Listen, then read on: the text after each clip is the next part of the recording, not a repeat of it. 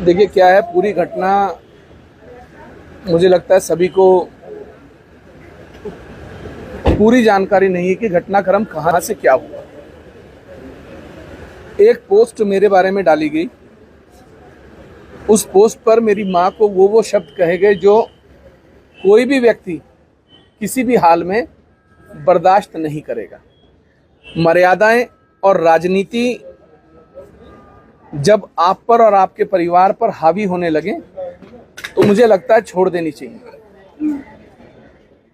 उन शब्दों का उच्चारण मैं यहां नहीं करना चाहता जिन शब्दों का इस्तेमाल किया गया। उन शब्दों के बाद मेरी प्रतिक्रिया देना स्वाभाविक था, मैंने दी। उसके बाद उन्होंने क्या किया ये आप सबको पता है। दूसरी बात, मैं जब से विधायक बना हूं तब से लेकर आज तक 3 साल वो लगातार मुझे सिर्फ गाली देते आ रहे हैं। कभी कहते हैं कि मेरा जूता 11 नंबर का है, उसमें 11 उमेश है, थप्पड़ मार दूंगा, मुंह तोड़ दूंगा। ये कौन सी भाषा है? ये कौन सी एक मर्यादा है कि आपको यही नहीं पता कि आपको बोलना क्या है? कब तक बर्दाश्त करा जाएगा?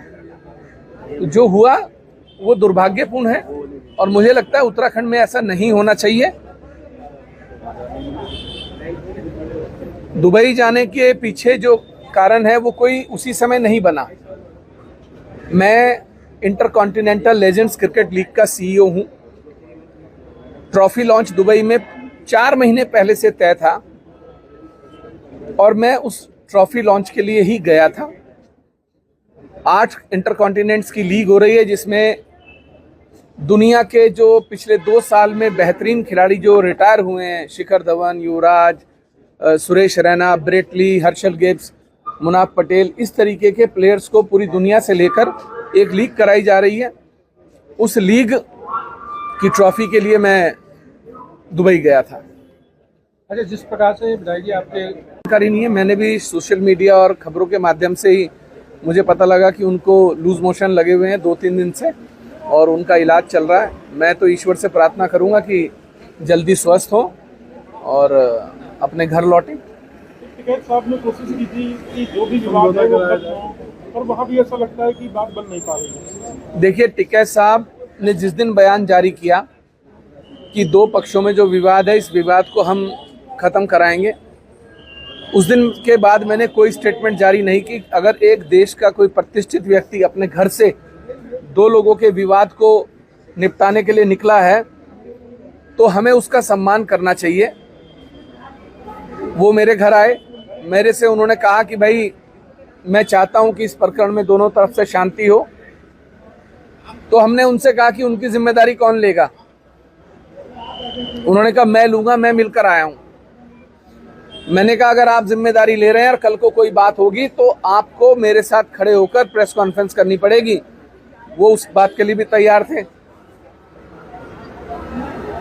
मेरे घर पर मैंने उनसे ये वादा किया कि जो सर्व समाज तय करेगा, क्योंकि उनके साथ कई बिरादरी के लोग थे, सर्व समाज के लोग आए थे, और एक सम्मानित प्रतिष्ठित व्यक्ति अगर आपके घर आए तो आपका फर्ज बनता है कि आपको सम्मान करना है। मैंने उनसे कहा कि ठीक है, मुझे कोई ऐतराज नहीं है अगर आपने इस पहल की है और दोनों तरफ से 25-50 लोग बैठ जाएंगे और जो समझौता सर्व समाज तय करेगा मंजूर होगा। अगले दिन ही सुबह सोशल मीडिया पर एक पोस्ट देखने को मिली जिसमें लिखा था कि तुम कहाँ के चौधरी हो, किस मुल्क के चौधरी हो, कहाँ के चौधरी बने फिर रहे हो, तुम्हें किसने कहा कि तुम हमारा फैसला कराओ? तो टिकैत जी को भी 24 घंटे में इस बात का एहसास हो गया कि वो गलत जगह पर हाथ डाल दिया उन्होंने। तो खैर, हमने टिकैत जी को उस समय वादा किया था, हम आज भी अपने वादे पर कायम हैं और क्षेत्र में शांति बनी रहे इसके लिए मैंने कई बार झुककर मैंने बिरादरी से माफ़ी मांगी कि अगर समाज को कहीं मेरी बातों से तकलीफ हुई है तो मैं माफ़ी चाहता हूं। लेकिन अगर आप कहें कि मैं आपके महल पर आकर आपसे माफ़ी मांगूं या आपसे माफ़ी मांगूं तो मैं झुकने वालों में से नहीं हूं और ना मुझे कोई झुका सकता। मैं झुका बिरादरी के लिए, समाज में शांति व्यवस्था बनाए रखने के लिए। लेकिन कोई व्यक्ति विशेष ये समझता हो, उसको ये गलतफहमी हो कि उमेश कुमार किसी के सामने झुक जाएगा, तो हमारा इतिहास सभी को पता है। हम लड़ने वाले लोग हैं, झुकने वाले लोग नहीं। ठीक, थैंक यू।